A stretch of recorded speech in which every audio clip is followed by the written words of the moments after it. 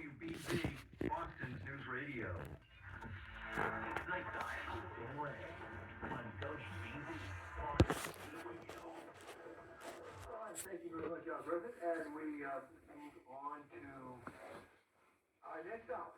My name is Dan Ray, the host of Nighttime. I'm delighted to be joined tonight by one of the three Republicans running for the U.S. Senate nomination here in Massachusetts, Ian Cain, who's currently a member, not only a member, but apparently the president of the Quincy City Council. Ian, welcome back to Nightside. How are you? I'm doing well, Dan. Thanks so much for having me back. So there are three of you who are running for the Republican nomination who have required the requisite number of signatures, and the three of you will be on the ballot. The primary is, what's the date in September? You must know it, I'm sure, by heart. I do. It's September 3rd, which is the day after Labor Day. Yeah, that's an early primary. Yeah, Or it's late, depending on how you look at it, but it certainly protects the incumbent with a sprint to the final from there. Yeah, well, the reason I say it's an early primary, primaries in Massachusetts traditionally have been towards the middle of September, and they have increasingly over time become earlier and earlier and earlier as the Democrats have run the State House. And I think it's an advantage to incumbents, because most people the day after Labor Day are either thinking about getting back to work, thinking about getting the kids back to school, maybe the summer doldrums, they haven't even realized that they're out of August now, and it's the workplace is calling. I don't understand why there is this impulse to have, in some states, for example, I believe in New York, they have their primaries in June before summer vacation. So at least you have the opportunity this summer to travel around the state and try to meet as many Republicans and independents who can vote for you. If you're a Democrat, you have to vote in a Democratic primary. But if you're an unenrolled person or you're registered as a Republican, you could vote for Ian or one of the other two Republicans running. So let's talk about your candidacy. Why? This is a big step from the city council, even a city council presidency, to the U.S. Senate. Why are you running, and why at this time? Let's learn the reason why Ian Cain has decided to put his name out there and has successfully acquired ballot status. Yeah, it's a confluence of many reasons. I think, this experience that I've gained on the city council for 5 terms elected, 9 years now, current city council president, that replicates very well to understanding the needs and the wants and the desires and the expectations of people, residents. Every piece of politics is local, and there are 351 cities and towns in Massachusetts. On the other hand, I come from a background, I'm a local and global economic development, and understand implicitly how to bring disparate groups together, especially around public-private partnerships for the sake of economic development and sort of job creation outcomes. That lends itself pretty well. The opportunity to use the federal government to partner with cities and towns and collaborate with local and state leaders is unrivaled, and that's something that we're not seeing right now in the current senator, Elizabeth Warren, who is clearly out of touch with Massachusetts. I mean, she's not from Massachusetts. She came from Oklahoma originally. She was bestowed to Massachusetts from on high in Washington, D.C. from the bureaucrat class. And, this is a person that, as soon as she got into office in Massachusetts, was eyeing the presidency. And, it was clear from that unsuccessful run, that Massachusetts voters weren't interested in having her as president. She came in third behind Bernie Sanders. Fifth. I'm sure you can cite the numbers as well as I can. She's finished fifth in the Democratic primary in 2020. Nationally, yeah. Oh, she finished fifth in Massachusetts. Oh, I'm sorry. I thought it was third. I thought it was third behind Bernie. I'm not sure. Well, she had a pretty poor showing. I'll double check. I thought she finished fifth, but maybe I think about Biden finishing fifth, but she didn't win it. Let's put it correct. She didn't win it, and so I continue to say this is a person that's settled on the U.S. Senate, and so this is a person that clearly is not interested in the role. She's interested in something else, and she's also ineffective in the role itself. She's been a legislator for 12 years now, 2 terms in the U.S. Senate, one piece of legislation to speak of that has passed her name on it.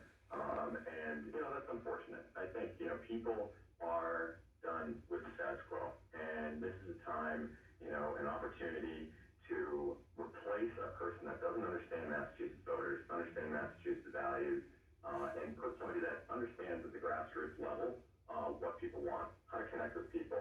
I've been representing my family and my neighbors and my friends for 9 years now. I get it. And so, this for me is an opportunity to stretch out a whole bunch of personal and professional experiences in partnership with the federal government. So, how do you distinguish yourself as a candidate? The first hurdle is to win the Republican nomination. I think you've admitted or acknowledged, I should say, that you at different times have been registered Democrat or unenrolled and Republican. And you've got to get some criticism of that, because there are going to be some Republicans who, although they want people to join their party, are going to say, well, you haven't been a Republican for every day of your life past the age of 18. What's your response to that?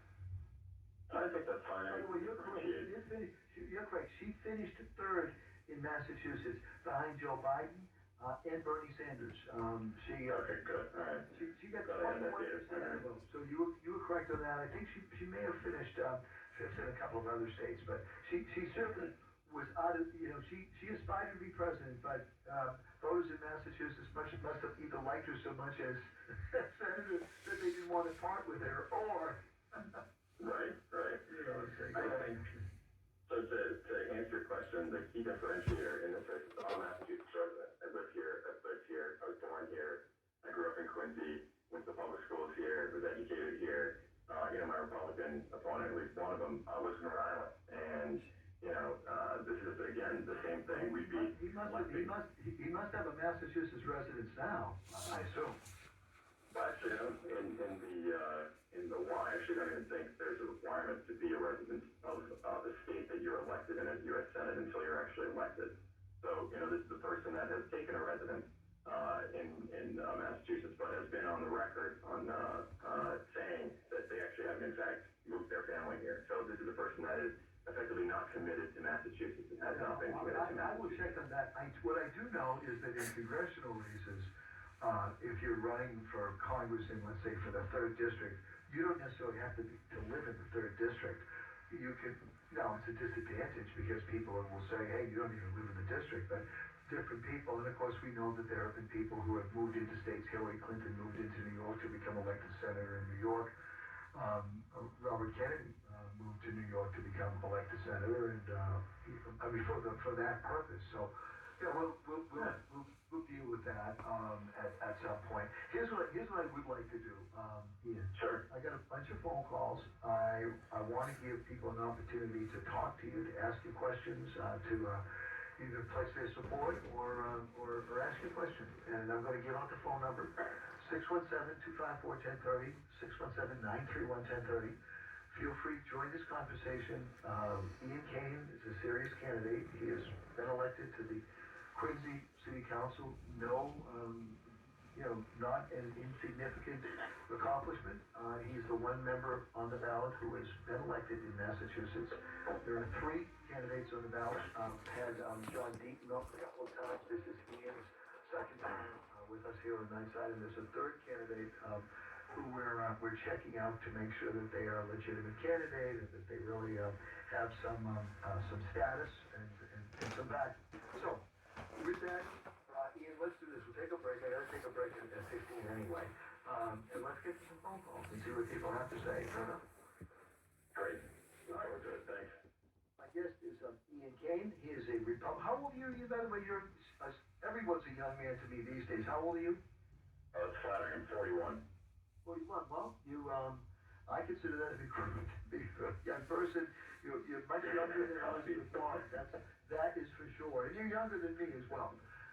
We'll continue our conversation and get the phone calls for Ian Cain right after the break here on Nightside. It is Flag Day in Massachusetts, a very patriotic day for Ian to come back on and talk about his candidacy to become the Republican nominee to face Elizabeth Warren, who I guess will be the Democratic nominee. There's not much competition for her, or for any incumbent within their own party once they've been elected a couple of times. Back on Nightside right after this. Nightside with Dan Ray on W. father, Jesse, loves playing detective. A clue. But since we discovered she has sensitive skin, we've been playing detective too. We thought the problem was our puppy. But it was actually our old detergent. So we switched to Tide Free and Gentle. Tide cleans better than the leading competitive free detergent, and it doesn't leave behind irritating residues. Plus, Tide Free and Gentle has no dyes or perfume, so it's gentle on your skin. Case closed. If it's got to be clean, it's got to be Tide Free and Gentle. If you need bold banners to boost your business, but you're on a budget, think Staples. Because now at Staples, you can save up to $50 on your print purchase. From posters and flyers to signs and menus, Staples can print anything you need to move your business forward. And with Staples Print Perfect Guarantee, it's done right or it's printed again free. Plus, same-day services available on hundreds of items if you order by noon. Get it printed right at Staples. And now, get up to $50 off your print purchase. And 76, visit staples.com/print for details. When you enter a place of business, you're owed a legal duty. That the place of business is safe for you to shop in because they're making a profit from you. That's the law. Yet many times a normal day ends with injuries because that business breached that duty because they knew or should have known of the dangerous conditions that caused your injury. It happens every day in many ways. Slip and falls where cleaning and maintenance were ignored. Falling boxes and items stacked too high. And so many other unexpected occurrences and dangers only known to that business owner. I'm John Morgan of Morgan & Morgan. If you suffered an injury at a place of business, let our team investigate and report back to you. The duty to protect customers from harm is the law, and our duty is to protect you after that harm. Visit forthepeople.com for more information, or on your cell phone, dial # law. Morgan & Morgan, America's largest injury law firm. Visit forthepeople.com for an office near you. Morgan & Morgan, proud partner of the Boston Red Sox.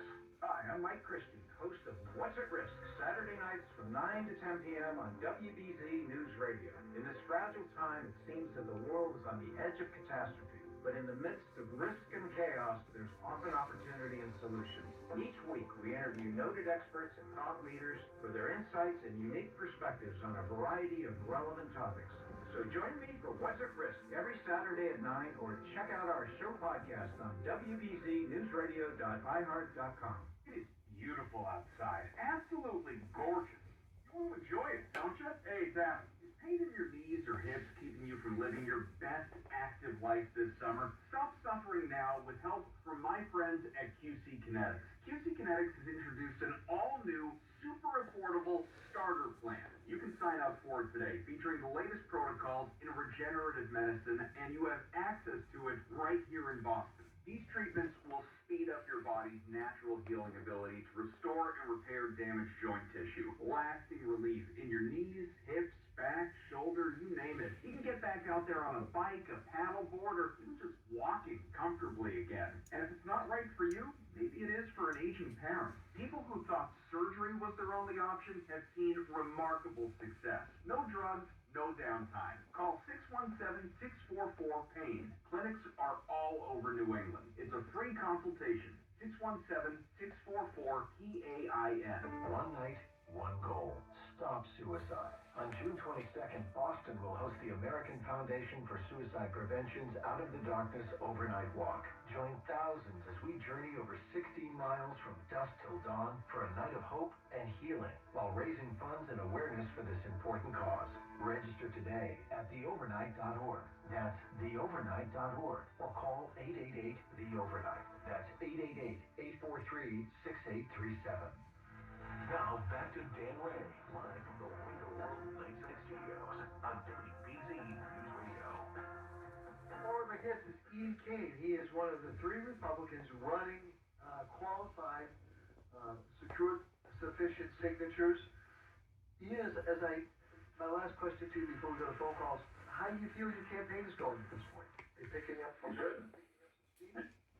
Yeah, no, for sure. I mean, this is a marathon, I guess, that's run like a sprint. And so, I mean, it's a statewide race, getting around, meeting local people on the ground at their Republican town committees, which has been great, getting to know, more of the GOP officials, the committee people.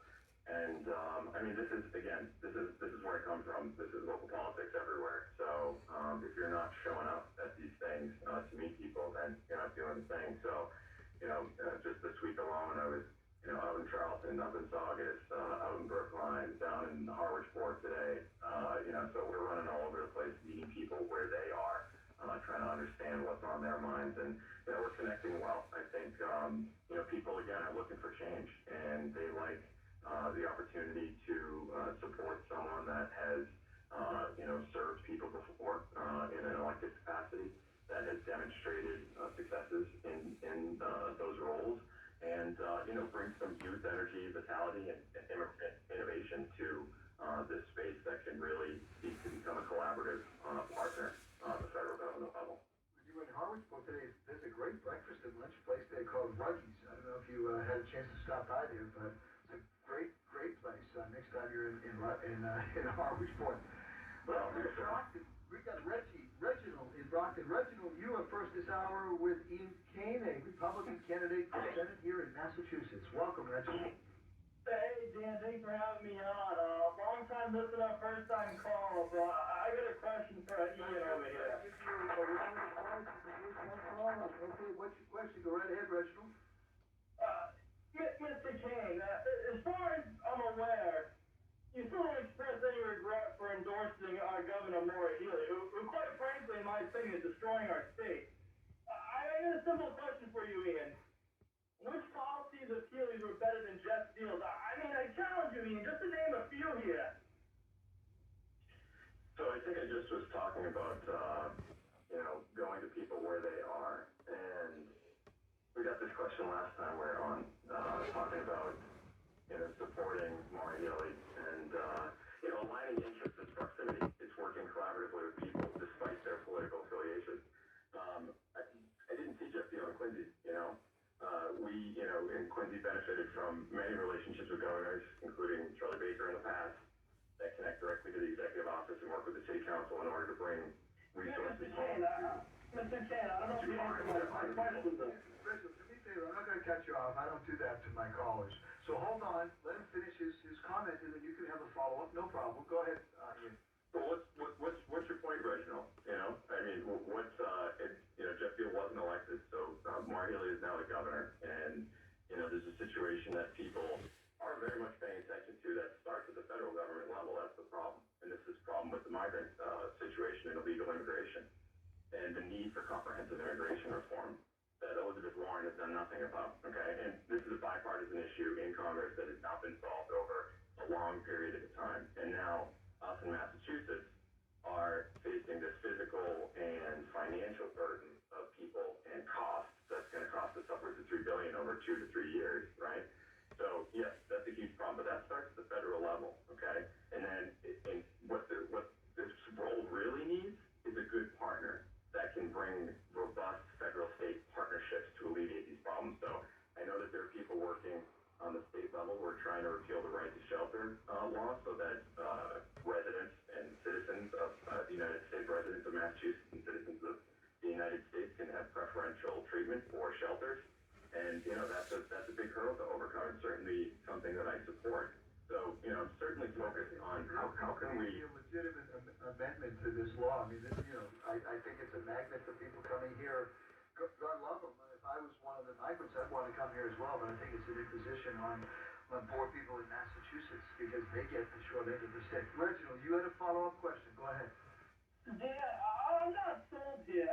What I'm hearing out of Mr. Cain here is that proximity is more important than policies.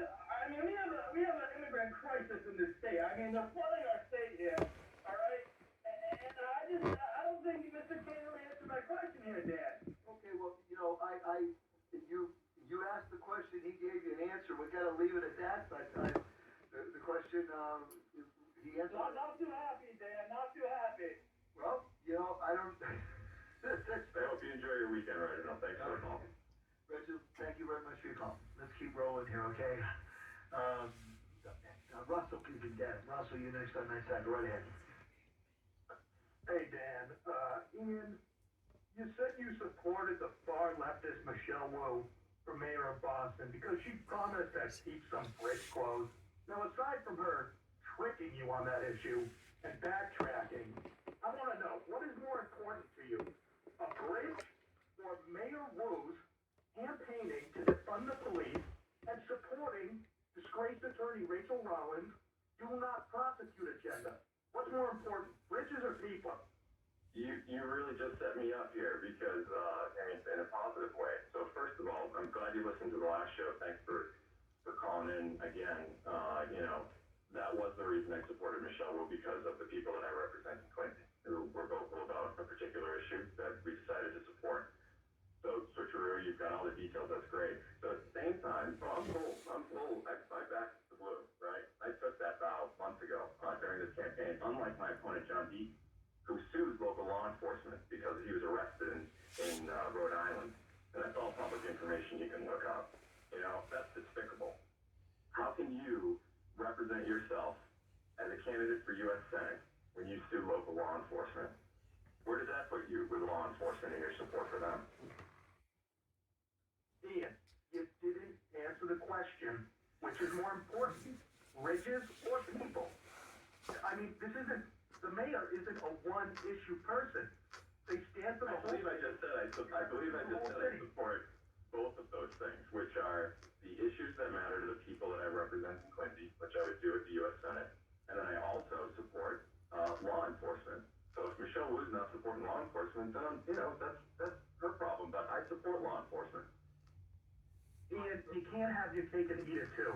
Either you support Mayor Wu. I think you asked a couple of good questions, but I got to keep rolling here. Okay, I got a lot of people on the line. So appreciate you taking the time to call. Let's go next to Donna in Arlington. Donna, you are next on Night Side with Ian Cain, Republican candidate for Senate here in Massachusetts. Go ahead, Donna. Hi, Dan. Hi, Ian. I'm in Arlington, and happy Flag Day to everybody. It's one of my favorite holidays. I had another question, but now I'm going to ask another question. You brought up Charlie Baker's name, and it just reminded me that I heard you say before that something along the lines that you're like a Baker Republican, and yet I happen to know that you gave as much money as possible, the maximum amount, I guess, to Charlie Baker's opponent, City Warren. Now, I don't know if that's some kind of new way to support Charlie Baker or be a Charlie Baker Republican, but giving a whole lot of money to his opponent to defeat him, I don't understand that kind of logic. I don't understand how you call yourself a Republican at all, honestly, when all you do is support Democrats, it seems, and give money to Democrats. Why don't you run as a Democrat? That's my other question. How are you a Charlie Baker Republican when you try to defeat him, and why don't you run as a Democrat? Thanks for the question, Donna. So at that time, I was a registered Democrat. I think, talked about it on the show before. It's so interesting. I keep getting these calls, and we did this last time, where, I'm the Democrat, blah, blah, blah. It's like, John Deaton is a Democrat as well. John Deaton was a Democrat up until last year, 2023, in his home state of Rhode Island. So it's, I don't know if people are doing this research, but, this is the person who's moved into our state, who is not a Massachusetts resident, not from here, has been a registered Democrat all his life. I start my voting life as a Republican. I'm a Republican from 18 through college. I'm unenrolled and independent the majority of my life.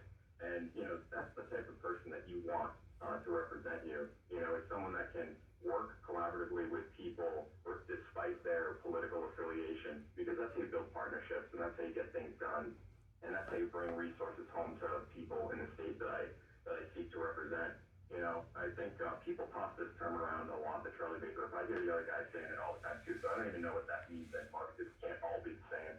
So what I'm saying right now as a Republican is that, Massachusetts folks, residents are looking, for balance. Things are out of control. All the positions are held by Democrats and the majority in the state legislature and in the executive office. People are looking for pragmatism, practicality, and people that are actually going to do the job. In the U.S. Senate right now, again, Elizabeth Warren is not doing that, and it's demonstrated. So, despite whatever your feelings are, Donna, and I'm sorry you feel that way, I'd love to get to know you a little bit more so that, we can have a real conversation about this instead of just political contributions, which my opponent has only given to, Democrats in his life in Rhode Island, in his home state. So, I appreciate the question, but I don't know what a Charlie Baker Republican is anymore. All right, Donna, I'm up with my newscast.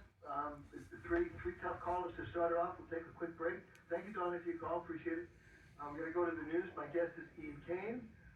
Ian, I'm sure there's some supporters of. We got a bunch of calls coming in. Let's see what others have to say. 617-254-1030. All the lines are now full. So that is, write it down. And when the callers drop off, that's the call. 617-254-1030. Again, I ask you can ask my questions at the same time. You can be polite. Feel free to join the conversation coming back on Nightside. Nightside with Dan Ray. WBZ, Boston's News Radio.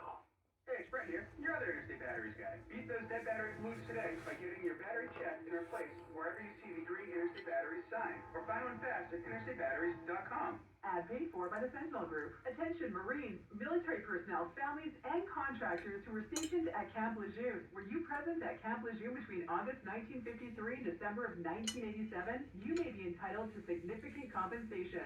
For nearly 34 years, those in the Marine Corps base Camp Lejeune were exposed to contaminated drinking water, resulting in devastating injuries, including several forms of cancer, adverse birth outcomes, Parkinson's disease, and more. North Carolina's procedural laws have prevented victims from getting the justice they deserve, but passage of the Camp Lejeune Justice Act of 2022 would allow you or a loved one to file lawsuits seeking compensation for illnesses and injuries linked to the toxic water. Call today for your free consultation. 800-484-9358. Let our experienced attorneys fight to get you the compensation you deserve, and you pay nothing unless there's a recovery in your favor. Call 800-484-9358. That's 800-484-9358. Again, 800-484-9358. iHeartRadio Broadway celebrates this year's Tony Awards this Sunday and takes you backstage with Broadway's biggest stars and commercial-free Broadway hits 24/7. Just search iHeartRadio Broadway on the iHeartRadio app and start listening. WBZ News Radio is everywhere you are. On the iHeartRadio app, Instagram, TikTok, Facebook, and Twitter. Wherever you are, WBZ News Radio brings you breaking news. Just in to the WBZ Radio Newsroom. Real-time traffic updates. We're seeing delays from every direction coming into the city. Accurate weather forecast. It's allowed from a couple of showers popping through. It turns chillier. Reliable information from the trusted news source. You're on the apps, so are we. WBZ, Boston's News Radio.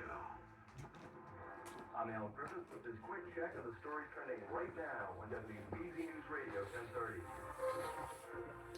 Jurors will turn retrial on weekend break and will reconvene Monday. One of the jurors was dismissed from the trial for what the judge said was a personal reason, and then later the court's full TV camera apparently recorded that juror who was dismissed, so the judge ordered that camera to stop recording, although later allowed it to start back up. The juror released on Friday is the second to be dismissed during the trial. The MBTA starts running test trains Monday on the long-anticipated South Coast commuter rail line, but the T says service between South Station, Fall River, and New Bedford won't be available until next spring at the earliest. When that project is completed, it will restore train service between Boston and the South Coast for the first time in 70 years. And a woman is facing charges for allegedly attacking an MBTA bus driver in Nubian Square in Roxbury late Thursday afternoon over a dispute where she was dropped off. I'm Al Griffith.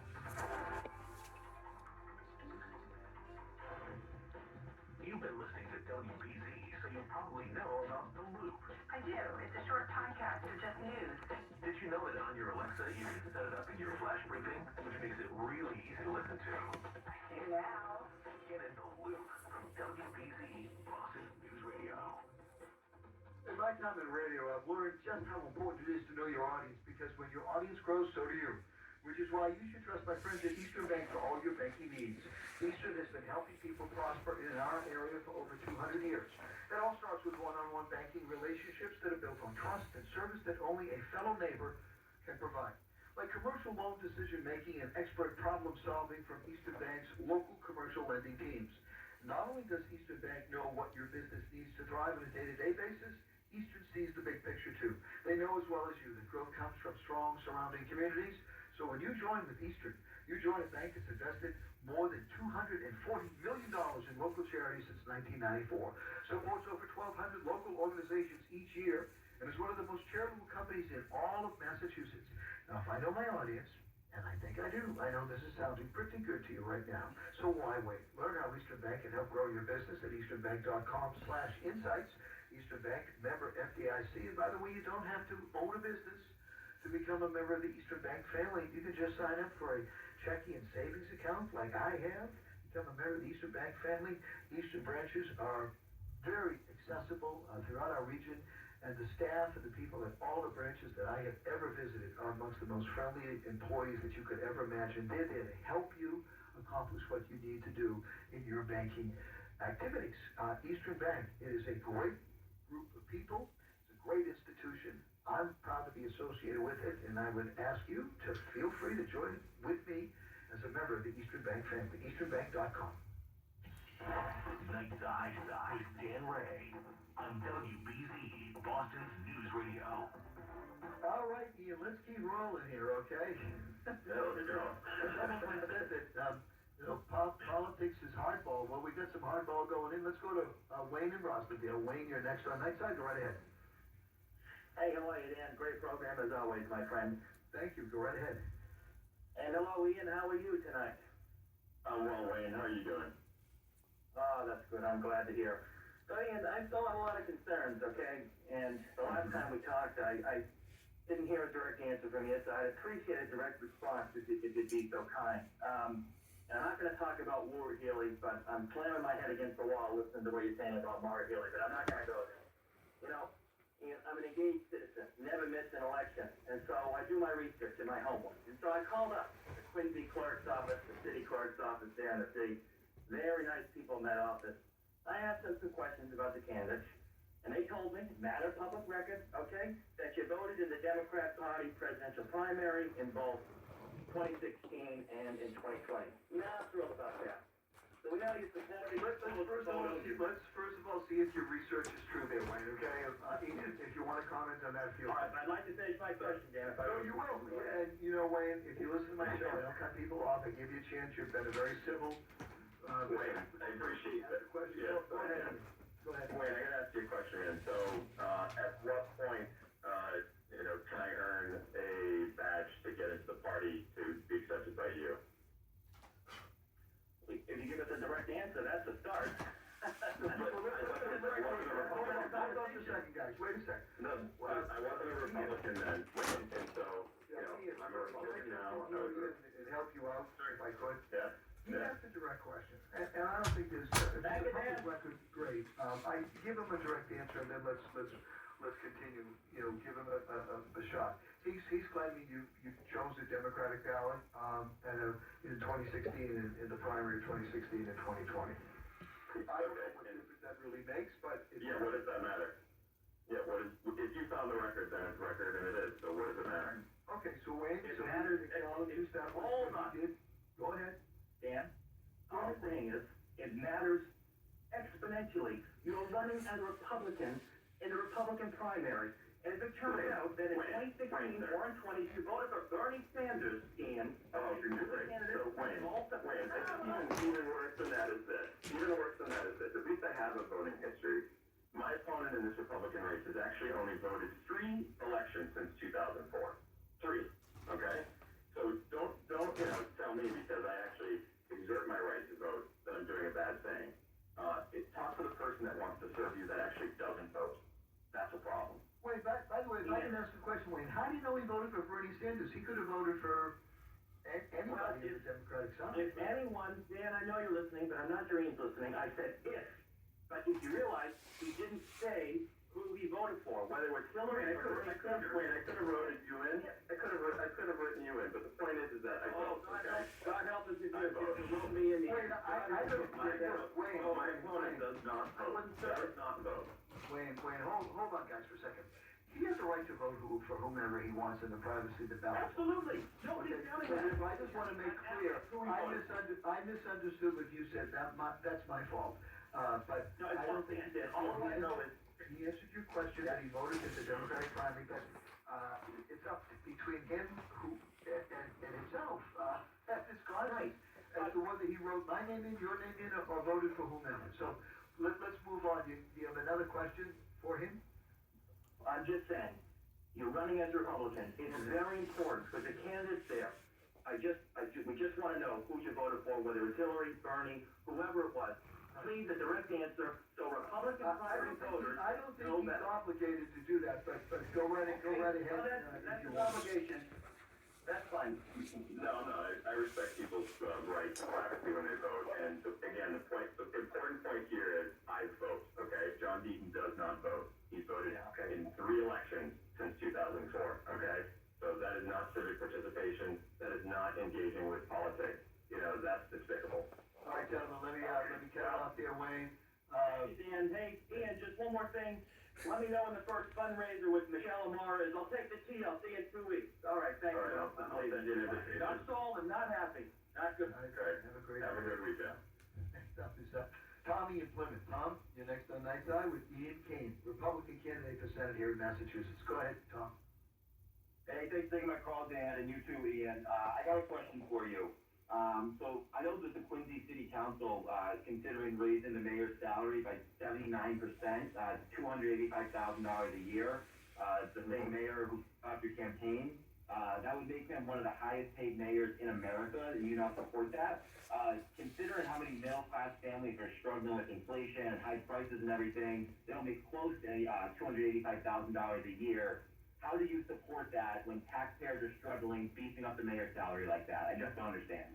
Okay, let's find out. He does support it. Go ahead. I appreciate the question, and I've had a lot of discussions with my constituents on this, both in favor and against it, and I probably had the same number of conversations on both sides. And so, we were presented with a study about this potential salary increase that, we see salary increases across the board, whether it's through union negotiations for teachers, police, and fire, or whether it's for the, sort of director level or commissioner level positions, which went through last year. And so this is the one I was throwing on plate this year. I think the media did a great job at sensationalizing this issue. I think it was really good catnip, because it's something that people can really grasp their mind around. And I think what it becomes is too much. Pardon? Tom, let him finish his speech, his comment, Tom. I'm not going to cut you off. Because what happens here is that, this becomes a very emotional issue. And so, there's 2 sides to it. One, I think people put themselves in the place of this person that they, see making potentially more than them, and so they might have a problem with it. And then, on the other side, they might not like this person personally, but at the end of the day, this is about, and for me in the decision making that I expect here is that this is about an executive compensation package, and there was a study presented. We looked at a host of values, and I think that there were some comparisons made to the roles of what are town managers and town administrators, as well as mayors across the country. And at the end of the day, this is a position that runs a staff of about 2,000 people, runs a budget of $425 million, and the proposed salary that came in for an executive at that level with managing what I just outlined, I don't think it's egregious. And so, that's the answer to my question. So, I think oftentimes we take a lot of important votes. All the votes we take at the city council are very important. And, I think most often, especially around budget time, I always say when people start paying attention to particular issues, I say, come back more, because, we need that type of feedback, because I think only when issues are sensationalized do people pay attention, which isn't necessarily the most productive thing, but it's great to get eyes on the process, because we want more eyes and people involved. We've made some substantial appropriations that help Quincy usher, we're helping Quincy move into the future, huge infrastructure packages. There was a huge $475 million pension obligation bond that was the most important decision that I believe I made on the city council. I actually voted against it because I thought it wasn't appropriate at the time. And so, I think when you put this into comparison, it's a very important thing that people can grasp their mind around. So again, I just gave you all the reasons why I do support it. Yeah, but I don't disagree with it because it's more money than I make, or because I don't like the mayor. It's because it's taxpayer money and it's your friend. That's why it's concerning. It's not about, and I don't know how you can tell middle-class families across the state that this is okay when no one else gets anything like that, and it's your political friend. That's my problem with it. Okay, No, and you know what? I think actually the biggest problem with this was the process from the get-go. And so, at the next meeting that we have, I'm introducing an amendment to this so that we don't go through this again, so it's not seemingly an arbitrary number that's thrown out. And people are thought there'll be a process. We'll introduce an independent committee to do an assessment for the executive compensation package in order to put some good process behind this. All right, appreciate the call, Tom. Thank you very much. We'll take a quick break. My guest is Ian Cain, Republican candidate for Senate here in Massachusetts. Would like to win the Republican nomination. The primary is on September 3rd, day after Labor Day. This is a couple of months away, a little more than a couple of months away, but not much more. And the winner will be on the ballot on November the 5th when against the incumbent Democrat Elizabeth Warren. We'll be back with Nightside. The only lines open right now are 617-931-1030. Back with Nightside right after this. It's Nightside with Dan on WBZ, Boston News Radio. I'm surrounded with people in the world, people who love health-aid kombucha, and people who have never tried it. The bubbly mix of probiotic tea and refreshing juice is delicious and good for your gut health, with great flavors to choose from that you can't help but love. If you've never tried it before, maybe try a bottle or can of passion fruit tangerine or a ginger lemon. Your taste buds and your gut will thank you. Look at a brown bottle with an anchor on it and try healthy kombucha today. Your wife is hot, so Warndale applies a foam that has the perfect way to cool her down. Yes, all June long, you're going to save big on every single air conditioner in the store. Wow, that's cool. Yes, that is cool. The forecast is calling for big heat this summer, so Warndale Appliance is giving you their hottest air conditioning sale in store history. So keep it cool and safe. It's Warndale's biggest sale of the year, and it's all going on now. Warndale Appliance AC Summer Sale, only at Warndale Appliance, 170 High Street, Waltham. I'm Katie from Long Bad. For decades, we've helped families just like yours bring beauty, value, and safety to their homes. You've been thinking about upgrading your old bath or shower. Now's the time. With 7 decades of experience and our lifetime warranty, you'll be thinking, what took me so long? Right now, get 50% off materials, plus no payments and no interest for 2 years. Visit longbaths.com to get your free estimate today.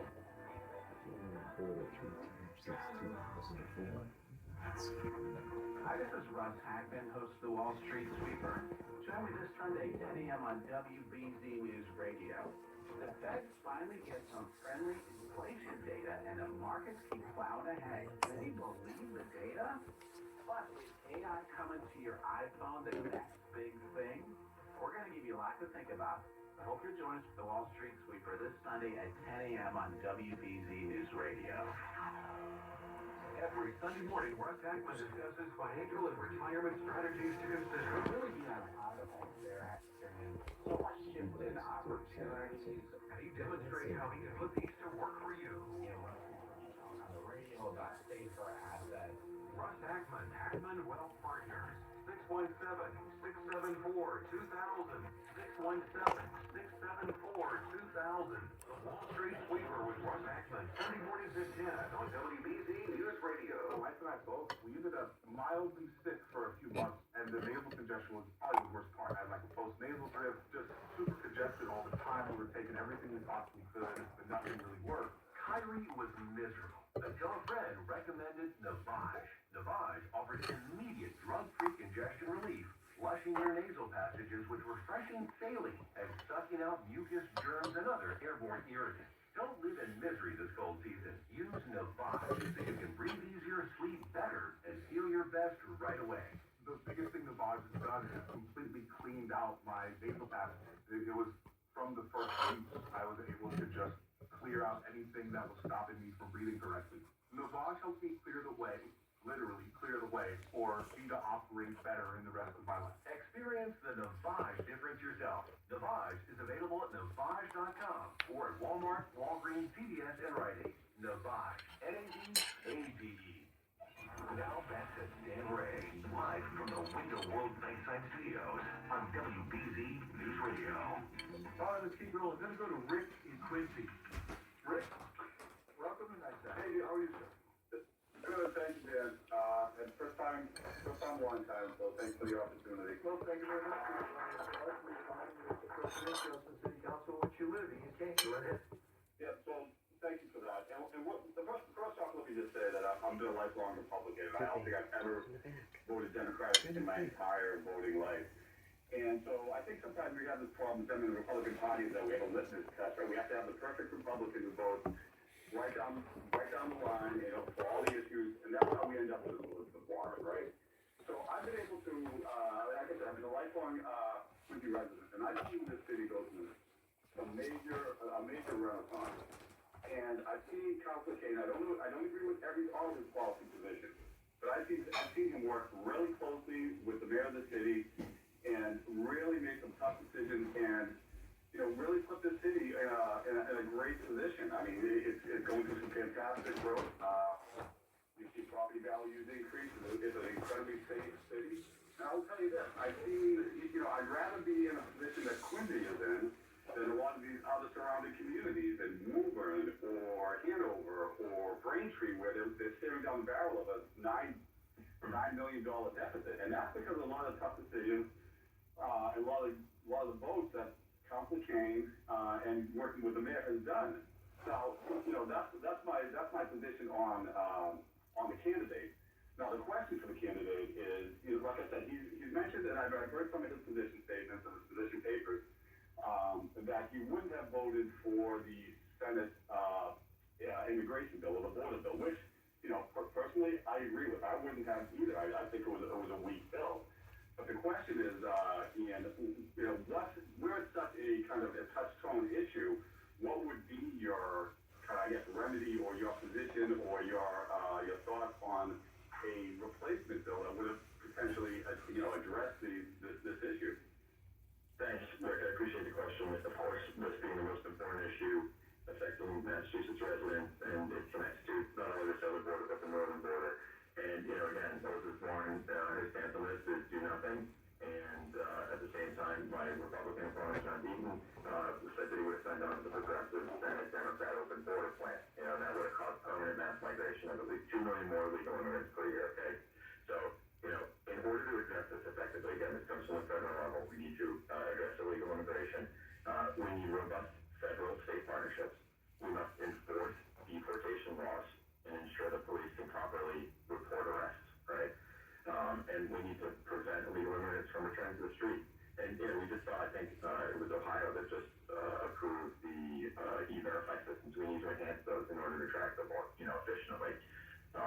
Those are just some of the top-line things that I think. And then, of course, working down to the state level, helping our state legislature to pass this change in the right to shelter law. I think they just saw Senator Duran, who just, sort of called out to the governor that we need to change this. And there are, other folks as well who are working towards it, who have experienced this in their own towns. Kelly Jenner down in Taunton has experienced this because we've seen such an increase in the calls of, to law enforcement that are draining resources and that only go tell in their town. So, these laws, I guess, again, top to bottom, federal first, partnership at the state level. Great, thank you. And again, Dan, the only thing I would just add is, like I said, I've been in Quincy my entire life, and I've seen Councilor Cain work. And the only way I would describe him as, in terms of his decision-making, in terms of votes he takes, they're very thoughtful, they're very reasonable. And like I said, some of these issues I have disagreed with him on, but I've always found him to be reasonable, thoughtful, and most importantly, accessible. He's available, and that's more than you can say for our current senator. So thank you. All right, Rick, appreciate Thanks, it. sir. Let's keep rolling here. We're going to go next to, I'm going to try to get people in quickly here. So quick question. I got a bunch of calls. Let's keep rolling. Sarah in Braintree. Sarah next on Nice Eye. Go ahead. Hey, Dan. Hey, Ian. Thanks for taking my call. I appreciate it. We have a limited amount of time. Go ahead. I've been listening for a little while, Ian, and I've heard you speak about John Deaton, your opponent. I understand that you've been with the Quincy City Council for quite a long time, and you certainly have a relevant backstory. My question is, have you read John Deaton's book, and are you familiar with the backstory of how he grew up and how he came to be? And in theory, what that means to suffer and go to law school and be in trouble and do... Let's get a quick answer here, Sarah, if I can. Ian? Yes, sure. I have that. Book, but did you? I have, yeah. And, there's some very concerning, self-owned admissions in this autobiography, that really cause concern. I understand the trouble upbringing immediately translates into becoming a U.S. Senator, I'm not necessarily sure. But admitting to things like statutory rape and drug use and potentially murdering someone, that's crazy. That's not something that I'm necessarily proud of. So I don't know how you as a with respect to that qualification about it, but isn't it more relatable than somebody that is coming up and sees what happens in the world and is trying to do something differently and trying to do something differently than a core politician and trying to just to do it at the end of the day. With all due respect, I think Ian's running his campaign, and obviously he feels he's the most qualified candidate. You may differ, but I think he's answered your question, to be honest with you. Okay. I appreciate your time. Thank you very much. Thanks, sir. We're quickly running out of time, Ian. How do folks get in touch with you if they'd like to support your campaign? Yeah, absolutely. You can check us out online. It's Cain for Us. That's CAINFORUS.com. You can sign up. Send us emails. We'd love to talk to you. Again, we're running around to all cities and towns, getting to make new friends and build supporter base. So we're having a good time. If you want to get involved, please reach out. All right, to the callers who are on the line, I apologize, but we are flat out of time. What time do we have? How much time left, Rob?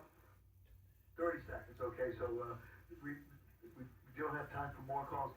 Ian, look, I appreciate you. A lot of people who were critical, but I think come on a show like this and handle the questions the way you handle themselves.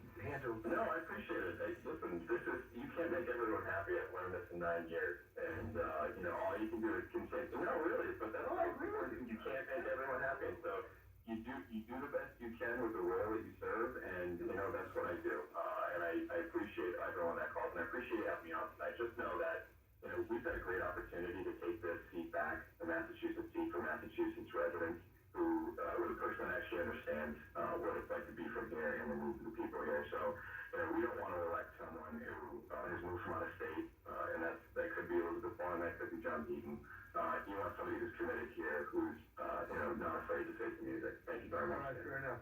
Ian, thank you very much. You faced an orchestra tonight, and you answered questions, and that's. They say 90% of life is showing up. You showed up tonight. Thank you very much. We will be back right after the 10 o'clock news. And I'm going to ask you to tell us about your dad. Father's Day is Sunday. I will explain what